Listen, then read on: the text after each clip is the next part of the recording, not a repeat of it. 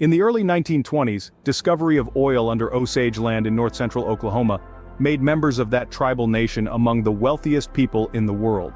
By 1923, the Osage people were sharing what amounted to $30 million in royalties. But scores of those wealthy Indians began dying, in mysterious shootings, stabbings, explosions, and suspected poisonings.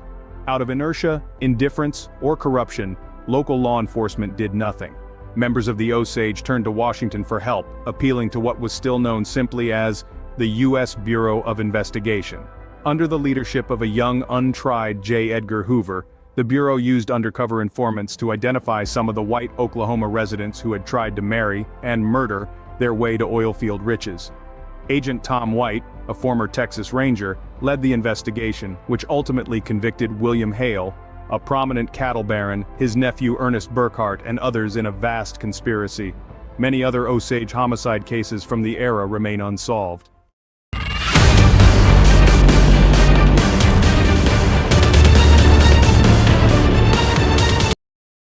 Can you imagine the audacity of stealing a child? Not just any child, but the son of one of the most famous men in the world? That is exactly what transpired on a gloomy evening of March 1st, 1932, when the toddler son of the legendary aviator Charles Lindbergh vanished from his room. An eerie silence filled the Lindbergh mansion, disrupted only by the whispers of a ransom note that demanded $50,000. The only other traces of the mysterious kidnapper were muddy footprints and a broken ladder, a chilling reminder of the audacious crime. Despite the desperate hope for his safe return, 2 months later, the unthinkable happened. The decomposing body of the young Lindbergh was discovered, partly buried not far from the family mansion. A wave of shock and despair swept across America as the news broke. President Herbert Hoover, upon hearing the tragic news, immediately directed the Bureau to coordinate the murder investigation. Special agents swarmed the region, distributing notifications of the serial numbers of the gold certificates that were paid as ransom. A painstaking process, but one that would eventually bear fruit. More than a year later, a seemingly innocuous gas station transaction would lead to a breakthrough. Bruno Hauptmann, a German immigrant carpenter, unwittingly used one of the ransom gold certificates to pay for his gas. His arrest followed, and a search of his garage revealed another $13,000 worth of the ransom securities.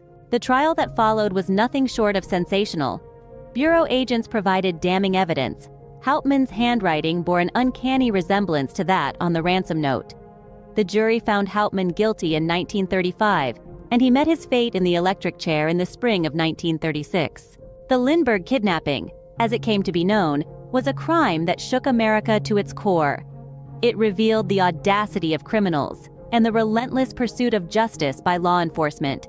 The tragic loss of a young life, the relentless investigation, and the ultimate execution of the kidnapper, Bruno Hauptmann, marked one of the most notorious chapters in the annals of American crime history. Even today, the Lindbergh kidnapping serves as a chilling reminder of the depths to which humanity can sink, and the heights to which it can rise in the pursuit of justice.